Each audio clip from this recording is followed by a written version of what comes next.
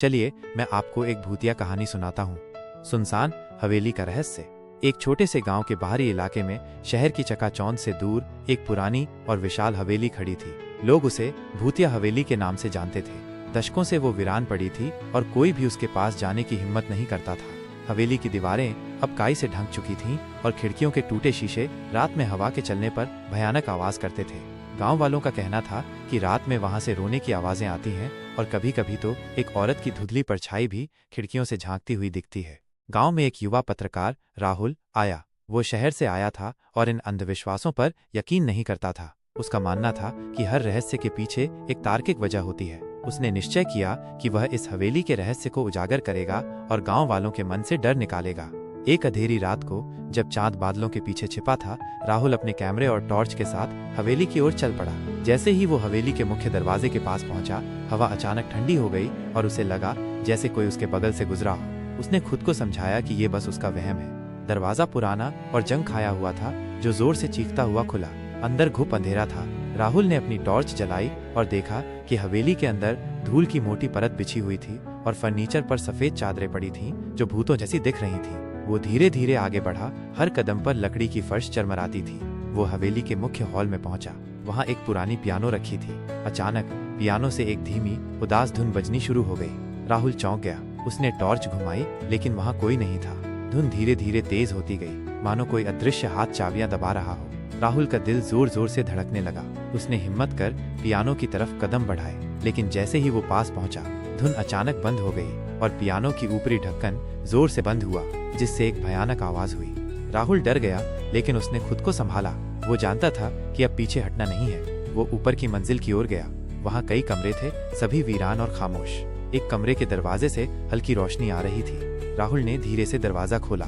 अंदर एक कमरा था जिसमें एक पुरानी पेंटिंग रखी थी। पेंटिंग में एक सुंदर औरत बनी थी, जिसकी आंखें बहुत उदास थी। जैसे ही राहुल ने पेंटिंग को देखा, उसे लगा कि पेंटिंग में बनी औरत की आंखें हिल रही हैं और वो उसे घूर रही है। कमरे का तापमान और भी गिर गया। तभी उसने महसूस किया कि कोई उसके ठीक पीछे खड़ा है। उसे अपने कंधे पर एक ठंडी सांस महसूस हुई। राहुल पलटा। उसके सामने एक धुंधली पारदर्शी आकृति खड़ी थी।